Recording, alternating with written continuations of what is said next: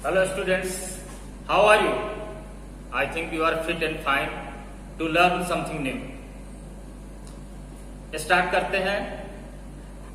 Monohybrid cross को analyse किया जाए थोड़ा सा कि मोनोहाइब्रिड क्रॉस जो मेंडल ने परफॉर्म करा है और उसके बाद उनके सक्सेसर्स ने किए काम, डिब्रीज और ओरेन, सेरमार्क, इन सब ने मिलकर किया, तो बेसिकली क्या मिला। मोनोहाइब्रिड क्रॉस ये कॉन्सेप्ट क्या है, कैसे क्रॉस होता है, कैसे उसका क्या रिजल्ट आता है, इस बारे में हम लोग समझने की कोशिश करें कि मोनोहाइब्रिड क्रॉस अगर हम कहते हैं तो monohybrid cross means that cross in which we are going to study only one characteristics. हमने ये बात किया है कि मेंडल ने 7 कैरेक्टर्स सेलेक्ट किए, 7 कैरेक्टर्स के अल्टरनेटिव कॉन्ट्रास्टिंग ट्रेट्स हुए और जो कॉन्ट्रास्टिंग ट्रेट्स थे उन कॉन्ट्रास्टिंग ट्रेट्स को आपस में क्रॉस कराया। तो whenever we are going to study about only one character, एक ही कैरेक्टर की बात करेंगे और उस कैरेक्टर को एनालाइज किया गया, उसके बारे में बात किया गया, तो वो कंडीशन हो गई मोनोहाइब्रिड क्रॉस। हम देख पा रहे हैं कि यहां पर हमने एक कैरेक्टर लिया है क्या प्लांट का, तो दैट इज द हाइट की बात हो रही है। In this case we are going to discuss about the height of the plant और प्लांट की हाइट के बारे में एनालिसिस करने के लिए पहला काम क्या हुआ, first step that was the selection of the pure breeds तैयार कराया मेंडल ने। कई जनरेशन तक क्रॉस कराते रहे, जो भी प्लांट्स थे, जो भी वैरायटीज उन्होंने सेलेक्ट की, ओवरऑल 34 वैरायटीज उन्होंने सेलेक्ट की थी, लेकिन फाइनली आउट ऑफ द 34 सिर्फ 14 वैरायटीज फाइनल एक्सपेरिमेंट के लिए उन्होंने कंसीडर किया। तो इस 14 वैरायटीज में जो कॉन्ट्रास्टिंग ट्रेट्स थे, जो कॉन्ट्रास्टिंग प्रॉपर्टीज थी, एक particular character, suppose that height, तो हाइट के लिए कॉन्ट्रास्टिंग ट्रेट्स क्या हुए कि टॉल एंड ड्वार्फ। तो ये प्योर ब्रीड उन्होंने कंसीडर लिया और प्योर ब्रीड्स को क्रॉस कराया।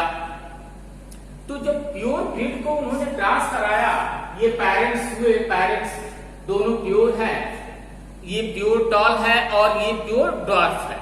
तो इन दोनों को जब क्रॉस कराया तो उन्होंने क्या देखा कि F1 जनरेशन में जितने भी प्रोजेनिज मिले 100% प्रोजेनिज 100% ये टॉल थे, लेकिन टॉल होने के बावजूद क्या थे, they were the hybrid. Phenotypically, physically all the progenies of the F1 generation were the tall, height उनकी बड़ी थी।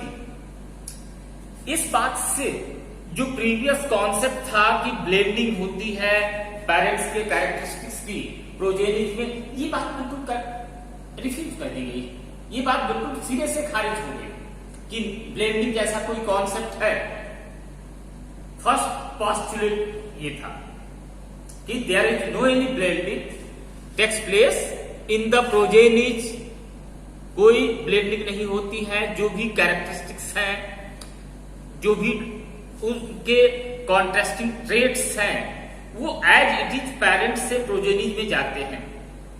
इसके कैरियर के फॉर्म में, कैरियर कौन था, तो कैरियर मेंडल ने कंसीडर किया क्या कि that carrier is any factor. Simply उन्होंने कहा फैक्टर है कोई जो इस ट्रेट को एक जनरेशन से दूसरे जनरेशन में ट्रांसफर कर दे रहा है। बाद में डब्ल्यू जॉनसन ने उस फैक्टर को नाम दे दिया जीन, और वही gene that is the unit of inheritance, gene characteristics को ट्रांसफर करता है। But the genes can not express to themselves in single alone, single condition में नहीं हो एक्सप्रेस कर पाएगा। जब वो पेयर्ड कंडीशन में आएगा, जब उसके जोड़े बनेंगे, तब वो उस पर्टिकुलर ट्रेट को एक्सप्रेस करेगा। जोड़ा जब है तब वो उसने अपने ट्रेट को एक्सप्रेस किया। तो इस कंडीशन में हम ये ऑब्जर्व कर पा रहे हैं कि for the indication of a particular character को इंडिकेट करने के लिए हमने पेयर्ड कंडीशन में कुछ अल्फाबेट्स ले लिए। अल्फाबेट्स कौन है? तो अल्फाबेट जो लिए गए वो फर्स्ट लेटर है, first letter of the dominant trait. Dominant trait का पहला लेटर कंसीडर किया गया। For example in case of the height, tallness और tall that is the dominant property, तो यहां कैपिटल टी लिया गया, कैपिटल टी। और इस ड्वार्फ के लिए हम डी नहीं रखे, ये लॉजिकल नहीं होगा और ये कंफ्यूजन क्रिएट किया कर देगा। तो इसलिए लोगों ने इसी डोमिनेंट ट्रेट के फर्स्ट लेटर के स्मॉल लेटर को यहां कंसीडर कर लिया रिसेसिव ट्रेट को इंडिकेट करने के लिए। तो इस ट्रेट का कैरियर कौन है? तो कैरियर है दैट्स द एलील।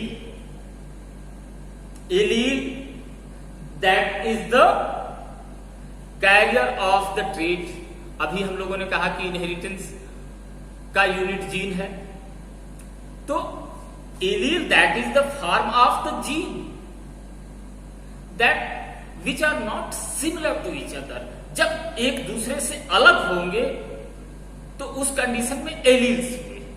तो एलील्स जब पेयर्ड कंडीशन में आए तो एक ट्रेट एक्सप्रेस किया। तो F1 में हम देख पा रहे हैं कि कैपिटल टी और स्मॉल टी, अभी इसको हम बात करते हैं, that is the condition of the heterozygous condition. एक कैपिटल है तो दूसरा स्मॉल है। तो इस कैपिटल और स्मॉल में जिसकी ट्रेट एक्सप्रेस हो रहे हैं, किसका ट्रेट एक्सप्रेस हो रहा है दिखाई पड़ रहा है? तो कैपिटल टी का प्रॉपर्टी ट्रेट एक्सपोज हो रहा है। तो वो क्या होगा? वो डोमिनेंट एलील हो गया। जो एक्सप्रेस कर सकता है अपने आप को हेट्रोजाइगस कंडीशन में, वो क्या हुआ? वो डोमिनेंट एलील हुआ। तो डोमिनेंट एलील एक्सप्रेस किया और सबके सब 100% हाइब्रिड टॉल प्लांट्स हो गए। और इस टॉल प्लांट्स वो जब F1 में सेल्फिंग कराई गई, तब क्या आता है? That's the process of the selfing. Selfing कराई गई, आपस में क्रॉस कराया गया। यही जो प्रोजेनिज हुए कैपिटल टी और स्मॉल टी के, कैपिटल टी और स्मॉल टी के। अच्छे, इनको क्रॉस कराने के पहले दो पॉइंट और हम लोग समझ लें। यहां दो जो वेरिएबल प्रिंसिपल्स थे मेंडल के, दोनों वेरिएबल प्रिंसिपल्स यहां तक आते आते क्लियर हो गए। कौन कौन से प्रिंसिपल्स थे? पहला प्रिंसिपल था principle of the unit characters या principle of the unit factors. तो ये कंफर्म हो रहा है कि जब तक दो एलील एक साथ जुड़ नहीं रहे हैं, इकट्ठे नहीं हुए, तब तक कोई ट्रेट एक्सपोज नहीं हो रहा है। तो ये बात है। दूसरी बात और क्या? लॉ ऑफ डोमिनेंस क्लियर हो गया। ओके, लॉ ऑफ डोमिनेंस क्या कहता है कि out of A contesting pair of the alleles only one allele will be able to express to themselves। एक ही एलील अपने आप को एक्सप्रेस करेगा। तो ये बात यहां तक क्लियर हो गई। F1 आते आते F1, अब यहां के बाद जब सेल्फिंग कराई गई तो सेल्फिंग के कंडीशन में हम क्या पा रहे हैं कि ये एक है प्लांट, दूसरा प्लांट ये है। दोनों के एलील्स जब गैमेट फॉर्मेशन होगा, जो थर्ड लॉ है, लॉ ऑफ सेग्रीगेशन या law of purity of gametes, तो इस गैमेट फॉर्मेशन के प्रोसेस में law of purity of gametes clear हो जा रहा है। कैसे कि हम ये देख पा रहे हैं कि जब इसके गैमेट्स बन रहे हैं तो गैमेट्स बन रहे हैं तो ये कैपिटल टी बिल्कुल अलग यहां पर आ रहा है एक गैमेट में, दूसरा एक गैमेट बना जिसमें कि स्मॉल टी बिल्कुल क्लियरली अलग है, कोई ब्लेंडिंग नहीं है। एक जनरल जो एनालिसिस है कि अप्रोक्सीमेट 50-50 होगा, दोनों कंडीशन में 50% टी वाले होंगे, 50% स्मॉल टी होगा, 50% कैपिटल टी होगा। तो दोनों तरह के गैमेट्स बन गए और गैमेट्स बन गए बिल्कुल प्योर, यही है प्योरिटी ऑफ गैमेट्स। तो गैमेट्स का फॉर्मेशन हो गया, गैमेट्स फॉर्मेशन हुआ तो इस गैमेट्स फॉर्मेशन में all the alleles will be separate to each other, या प्योरिटी ऑफ गैमेट्स यही कहता है, या लॉ ऑफ सेग्रीगेशन यही कहता है। क्या कहता है कि during the process of the formation of gametes, gametes के बनने की प्रक्रिया में all the alleles will be separate from each other, जितने भी एलील्स हैं वो एक दूसरे से सेपरेट हो जाएंगे, अलग हो जाएंगे विदाउट एनी ब्लेंडिंग, कोई उसमें ब्लेंडिंग नहीं होनी है। तो प्योर फॉर्म में गैमेट्स बन गए। अब गैमेट्स जब बने तो इस कंडीशन में फिर अब इन गैमेट्स का आपस में क्रॉस कराया हुआ, यहां हम इंडिकेट कर दे, क्रॉस का साइन दे दिया। तो क्रॉस जब हुआ तो ये कैपिटल टी इस कैपिटल टी के साथ यहां क्रॉस किया। अब इस कंडीशन में प्रोजेनिज मिले हमको, दोनों कैपिटल टी वाले हैं, यानी कि दोनों टॉल हैं। सेकेंड कंडीशन में एक कैपिटल टी दिख रहा है, दूसरा स्मॉल टी। इस कंडीशन में भी अब बाई अपीयरेंस ये प्रोजेनी टॉल होगा, ये तीसरा वाला प्रोजेनी भी टॉल होगा, लेकिन ये फोर्थ प्रोजेनी क्या है, ये ड्वार्फ है। अब यहां से हम जीनोटाइप और फेनोटाइप का कॉन्सेप्ट भी क्लियर करेंगे। ये बात बिल्कुल गौर से समझो, रोशन, अगर समझ जाओगे तो क्लियर है कि अच्छा कुछ कर सकते हो, नहीं समझने की कोशिश करोगे तो फिर तो कुछ कहना अच्छा नहीं है। ओके, तो हम क्या पा रहे हैं कि बाय अपीयरेंस 3 प्लांट टॉल है और एक प्लांट ड्वार्फ है। ओके, तो हम क्या कहेंगे कि F1 में एक रेशियो हमको मिला 3:1 की कंडीशन मिली, लेकिन जो गैमेट की कंडीशन हम पा रहे हैं, गैमेट की कंडीशन में क्या देख रहे हैं कि यहां पर कैपिटल टी की, इन दोनों में कैपिटल और स्मॉल टी है, और यहां सिर्फ स्मॉल टी ही है। तो 3 कंडीशन मिल रही हैं बाय फिजिकल अपीयरेंस। फिजिकल अगर हम बात करें तो 2 तरह के कंडीशन मिल रही, एक 3:1 मिला, लेकिन जेनेटिक कॉम्बिनेशन के हिसाब से 1:2:1 हमको मिल रहा है। ओके, तो ये जेनेटिक रेशियो मिल रहा 1:2, ये दोनों एक साथ हो गए और ये अकेला हो गया, यानी कि आउट ऑफ 4 प्रोजेनिज, 4 प्रोजेनिज हैं, तो यहां क्या होगा 25%, 50% एंड 25%, 3 कंडीशन हो रही है ओवरऑल 1:1। ये जेनेटिक कॉम्बिनेशन है और इसी को जीनोटाइप कहते हैं। जीनोटाइप को सिंपली हम क्या डिफाइन करते हैं, genotype is the genetic makeup of the organism, जब उसका जीन का कॉम्बिनेशन, एलेलिक कॉम्बिनेशन कैसा है, और यही जीनोटाइप डिटरमाइन कर देता है उस प्रोजेनी का कि उसका फिनोटाइप कैसा होगा।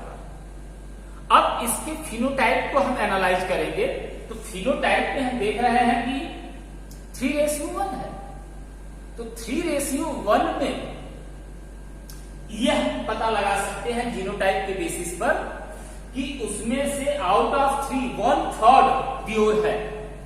ये 3 में से सिर्फ एक ही प्योर टाल है, 2 तो हाइब्रिड टाइप के हैं। आउट ऑफ 3 1 इज प्योर टाल, रिमेनिंग 2 आर द हाइब्रिड टाल। और ये जो 1 है जो कि ड्वार्फ है वो बिल्कुल प्योर फॉर्म में है। तो इससे एक बात और क्लियर होती है कि जो रिसेसिव ट्रेट्स होते हैं, अगर रिसेसिव ट्रेट्स एक्सपोज हो रहे हैं तो वो रिसेसिव ट्रेट्स एक्सपोज हो रहे हैं तो किस कंडीशन में, तो सिर्फ और सिर्फ होमोजाइगस कंडीशन में। एक बात और इसके साथ कि होमोजाइगस कंडीशन में जब रिसेसिव ट्रेट्स एक्सपोज हो रहे हैं तो इसका क्या मतलब हुआ कि they are the in pure form. ये प्योर है। इस आउट ऑफ 4 में, चारों में से हम पहले वाले को और ये लास्ट वाला, यही दोनों तो प्योर दिख रहे हैं। दोनों में एक ही जैसे का जेनेटिक कॉम्बिनेशन है, ये दोनों एलील एक जैसे हैं, तो ये दोनों प्योर। ये दोनों क्या होगा, ये हाइब्रिड टाइप के टाल है। तो सीधी प्रोजेनी के फिनोटाइप का जो डिटर्मिनेशन होगा, वो फिनोटाइप का डिटर्मिनेशन जो होगा वो किसके बेस पर होगा, तो जीनोटाइप के बेस पर होगा। कैसे जीनोटाइपिक कॉम्बिनेशन हुए हैं उस प्रोजेनी में, उसके हिसाब से उसका फिनोटाइप डिसाइड होगा। तो जीनोटाइप और phenotype, that is the genetic makeup. Genotype कैसे एलील्स कंबाइंड हुए एक दूसरे के साथ, तो वो कंडीशन हो गई जीनोटाइप की। और उसके कॉम्बिनेशन की वजह से जो फिजिकल अपीयरेंस ऑर्गेनिज्म का बना, जो फिजिकल अपीयरेंस एक्सपोज हुआ उस प्रोजेनी का, वो क्या है, तो फेनोटाइप है। ये 2 बातें हम लोगों ने की, जीनोटाइप और फेनोटाइप। एक पॉइंट और डिस्कस कर लेते हैं, वो है पुनेट्स एस्क्वायर। बेसिकली इस पुनेट एस्क्वायर का कॉन्सेप्ट एक इंग्लिश बायोलॉजिस्ट रेगिनॉल्ड सी पुनेट ने 1927 में 1927 में रेगिनॉल्ड सी पुनेट ने सबसे पहले इस पैटर्न का इंप्लीमेंटेशन किया, इसका प्रयोग किया। इसके प्रयोग का फायदा क्या है, ये मिनिमाइज करता है एरर को। जो इस तरह के पैटर्न में कॉमन पैटर्न है जो क्रॉसिंग कराने का, क्रॉस कराने का, तो उसमें हम देख पा रहे हैं कि ये मोनोहाइब्रिड क्रॉस का एग्जांपल है। मोनोहाइब्रिड क्रॉस में हमने सिर्फ एक कैरेक्टर का डिसाइड किया है, लेकिन जब डाइहाइब्रिड क्रॉस कराएंगे तो यहां पर नंबर ऑफ एलील्स कितने हो जाएंगे, 4। और यहां पर भी जब एलील्स टूटेंगे तो उनका 4 डिफरेंट पैटर्न में कॉम्बिनेशन होगा। तो अब इस कंडीशन में जब F2 को रिप्रेजेंट करना होगा तो F2 रिप्रेजेंट करने में नंबर ऑफ प्रोजेनिज 16 होंगे। तो 16 प्रोजेनिज में सबके साथ 4 एलील्स होंगे। तो अब इमेजिन करो कि हम लोगों ने यहां तक 8 एलील्स को लिखा है, 2 2 4 2 6 8, ठीक। अब हमको लिखना कितना है, 4 4 या 16 प्रोजेनिज और सब में 4 एलील। तो इस कंडीशन में ये एक लीनियर फॉर्म में क्रीपिंग की कंडीशन हो जाएगी, और इस क्रीपिंग की कंडीशन में एनालिसिस करना ज्यादा थोड़ा सा डिफिकल्ट होता है। तो इस प्रॉब्लम को सॉल्व किया पुनेट ने, रेगिनॉल्ड सी पुनेट ने 1927 में उन्होंने इस प्रोसेस का सबसे पहले इंप्लीमेंटेशन किया। और उस प्रोसेस में उन्होंने क्या किया कि एस्क्वायर फॉर्म किया, सिंपल एस्क्वायर फॉर्मेशन किया। और इस एस्क्वायर फॉर्मेशन में कुछ एस्क्वायर सेंटर में रखे गए on the basis of number of progenies के ग्राउंड पर। सपोज दैट ये मोनोहाइब्रिड का केस है, तो मोनोहाइब्रिड के केस में सेंटर में 4 एस्क्वायर्स हो गए, और इसके लेफ्ट साइड में और अपर साइड में भी 2 एस्क्वायर रख दिए गए। अब इन एस्क्वायर्स में जब हम जीनोटाइप जान रहे हैं एलेलिक कंडीशन पेरेंट्स की जब हमको मालूम है, तो इस एलेलिक कंडीशन के हिसाब से इनके गैमेट्स को यहाँ इस लेफ्ट वर्टिकल कॉलम में मेल गैमेट्स को लोकेट कर दिया गया है। यहां हम देख पा रहे हैं कैपिटल P है, यहां स्मॉल p है, ये दोनों मेल गैमेट्स हैं। और यहां अपर हॉरिजॉन्टल कॉलम जो होंगे, अपर हॉरिजॉन्टल कॉलम में फीमेल गैमेट्स को लोकेट किया जाता है। तो ये अगर मोनोहाइब्रिड केस है तो मोनोहाइब्रिड में 4 मेल क्रॉस हो गए और प्लस 2 इधर और 2 इधर, 4 एडिशनल क्रॉस स्क्वायर्स हो गए। ये हो गए कंडीशन। एक कॉर्नर पर एडिशनल क्रॉस जो बना है, स्क्वायर बना है। अब इस एडिशनल स्क्वायर को फिर बाइफरकेट करके हम लोगों ने क्या किया, पुनेट ने क्या किया था कि मेल और फीमेल इंडिकेट कर दिया। It's okay. अगर यही डाइहाइब्रिड का क्रॉस होगा तो उस कंडीशन में सेंट्रल स्क्वायर कितने हो जाएंगे, 16 हो जाएंगे। और 16 के साथ 4 + 4 ऊपर की तरफ 4 हो जाएगा और इस लेफ्ट साइड में भी 4 हो जाएगा। कितने हो जाएंगे, 24 स्क्वायर्स हो जाएंगे, 24 मेल स्क्वायर्स हो जाएंगे। और कॉर्नर पर ये एडिशनल स्क्वायर रहेगा जो कि मेल और फीमेल को इंडिकेट करेगा। इसी तरह जब ट्राई हाइब्रिड का केस होगा तो उसमें 64 स्क्वायर होंगे मेन, उसके लेफ्ट साइड 8 स्क्वायर होंगे और अपर पर भी साइड पर 8 स्क्वायर्स होंगे जो कि गैमेट्स को इंडिकेट करेंगे। तो ये प्रोसेस जो पुनेट ने दिया, रेगिनॉल्ड सी पुनेट ने 1927 में दिया और इससे बहुत ज्यादा कन्वीनियंट वे में मिनिमम एरर के चांसेस रह जाते हैं जीनोटाइपिक कंडीशन को डिमॉन्स्ट्रेट करने के लिए। अब इससे हम बहुत आसानी के साथ जीनोटाइपिक कंडीशन फाइंड आउट कर लेते हैं।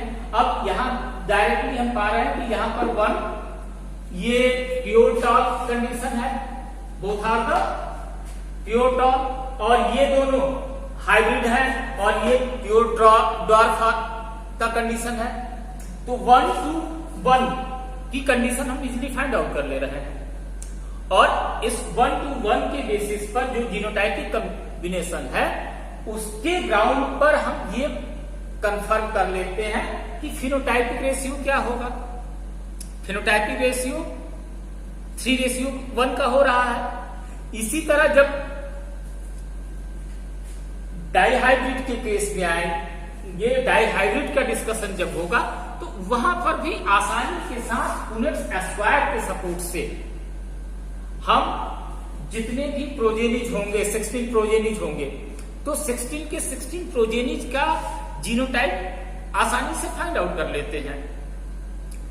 ये सबसे बड़ा एडवांटेज किसका है, तो पुनेट स्क्वायर के यूज करने का है। ओवरऑल इस पुनेट स्क्वायर के हेल्प से क्या होता है, बेनिफिट क्या है हमारा, कि बेनिफिट ये होगा कि मिनिमम चांसेज ऑफ एरर हो जाएंगे। एरर के चांसेस बिल्कुल मिनिमम होंगे। किस के लिए, तो जीनोटाइप कैलकुलेशन ऑफ द प्रोजेनिज में। जब हम पेरेंट्स के जीनोटाइपिक कंडीशन से फैमिलियर हैं, उनका एलेलिक कॉम्बिनेशन हमको मालूम है, तो बिल्कुल आसानी से प्रोजेनिज के जीनोटाइप को हम कैलकुलेट कर सकते हैं। ओवरऑल मोनोहाइब्रिड क्रॉस का एनालिसिस क्या मिला। मोनोहाइब्रिड क्रॉस में जो बात हुई, पहली बात ये हुई कि जितने भी F1 के प्रोजेनिज हुए वो सिर्फ एक ही ट्रेट को डिमॉन्स्ट्रेट कर रहे हैं। यहां जब एक्सपेरिमेंट शुरू कराया मेंडल ने तो 2 ट्रेट लिए, एक ही कैरेक्टर के 2 कॉन्ट्रास्टिंग ट्रेट्स को सेलेक्ट किया, लेकिन दोनों कॉन्ट्रास्टिंग ट्रेट्स में से सिर्फ एक ही ट्रेट डिमॉन्स्ट्रेट हुआ। वो डिमॉन्स्ट्रेट हुआ तो ये प्रोसेस, ये स्टेप क्या इंडिकेट किया, इस प्रोसेस ने बताया लॉ ऑफ डोमिनेंस को, कि लॉ ऑफ डोमिनेंस यहां फॉलो हो रहा है। इसके साथ एक और बात है, लॉ ऑफ यूनिट फैक्टर्स की भी बात यहां क्लियर हो गई कि जब दो एलील्स यूनाइट होंगे तभी कोई एक ट्रेट एक्सपोज होगा, वो चाहे डोमिनेंट ट्रेट हुआ। तो दो चीजें यहां क्लियर है, लेकिन ये दोनों वेरिएबल प्रिंसिपल्स थे। ये हमको ध्यान देना है कि ये दोनों प्रिंसिपल्स वेरिएबल प्रिंसिपल्स कहे जाते हैं। वजह क्या है कि इन वेरिएबल प्रिंसिपल्स का एक्सेप्शन मौजूद है, इसके अपवाद है। जब हम लॉ ऑफ डोमिनेंस की बात करते हैं तो दूसरी तरफ हमको दिखाई पड़ जाता है लॉ ऑफ इनकम्प्लीट डोमिनेंस और कंडीशन ऑफ द कोडोमिनेंस। तो वहां पर ये बात दिखती है कि नहीं, ये चेंज हो सकता है, वेरिएशन है, ये यूनिवर्सल नहीं है। दूसरा जो हम लोगों की बात है unit law of unit factors की बात, लॉ ऑफ यूनिट फैक्टर भी in case of the male के 23rd क्रोमोसोम पर लागू नहीं होता है, जहां पर कि हेमिजाइगस कंडीशन है, एक्स और वाई अलग अलग क्रोमोसोम्स होते हैं, तो वहां पर भी ये बात लागू नहीं होती। इसके बाद जो थर्ड लॉ है या कॉमन जो हम कहते हैं second law, law of segregation या law of purity of gametes, यहां से कंफर्म हो जा रहा है। हम देख रहे हैं कि F1 में जितने भी प्रोजेनिज हुए वो एक जैसे हैं, लेकिन वो किस कंडीशन में है, तो हेट्रोजाइगस में कंडीशन में है। उनके दोनों एलील एक दूसरे से अलग हैं, और जब ये दोनों अलग हैं और गैमेट फॉर्मेशन कर रहे हैं, तो गैमेट फॉर्मेशन के कंडीशन में दोनों एलील पूरी तरह से एक दूसरे से अलग बन रहे हैं। 50% एक तरह का बन रहा है, 50% दूसरी तरह का बन रहा है। तो ये जो 50-50% का डिवीजन है गैमेट्स का, ये प्योरिटी ऑफ गैमेट्स की बात हो रही है कि जितने भी गैमेट्स बनेंगे वो प्योर बनेंगे, ये बात कंफर्म हो गई। तो और इसके बाद जब F2 जनरेशन आ रहा है, गैमेट फॉर्मेशन हुआ, गैमेट फॉर्मेशन के बाद क्या हुआ कि F2 जनरेशन आया। तो F2 जनरेशन में हम क्या पा रहे हैं कि जीनोटाइपिकली जेनेटिक कॉम्बिनेशन के ग्राउंड पर जितने भी प्रोजेनिज हैं सेकेंड फिलियल जनरेशन की दूसरी पीढ़ी के, उनको 3 कैटेगरी में डिवाइड कर देते हैं। 3 कैटेगरी में क्यों? क्योंकि यहां पर प्योर और हाइब्रिड का कॉन्सेप्ट है।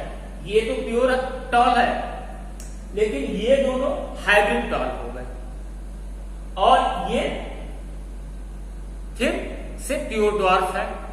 तो 1-to-1 on the basis of genotype हम क्या कहते हैं, 1-to-1 का रेशियो है। एक प्योर टॉल है, 2 हाइब्रिड टॉल है और एक प्योर ड्वार्फ है। बट फिनोटाइप क्या है, तो फिनोटाइप बता रहा है 3:1 की बात कर रहा है। फिनोटाइप के हिसाब से ये तीनों, ये फर्स्ट, सेकेंड और ये थर्ड, तीनों क्या है, तीनों टॉल है, और ये सिर्फ अकेला ये ड्वार्फ प्लांट है। ये सारी बातों को एक्सप्लेन करने के लिए पुनेट एस्पायर का हम सपोर्ट लेते हैं, जो कि रेगिनाल्ड पुनेट ने 1927 में प्रपोज किया। ये आसान है, मिनिमाइज कर रहा है कि इसको एरर नहीं आएंगे। अगर जब इसको हम लीनियर फॉर्म में लिखना शुरू करते हैं तो ये ज्यादा स्पेस लेगा इस जो ट्रेडिशनल पैटर्न था, लेकिन इस एस्क्वायर मेथड में ये आसानी के साथ इंडिकेट किया जा सकता है, जबकि एलेलिक कंडीशन हमको पेरेंट्स की मालूम है। जब भी हम क्रॉस कराते हैं तो क्रॉस कराने तो पहले हमको एलेलिक कंडीशन तो कंफर्म करना ही है।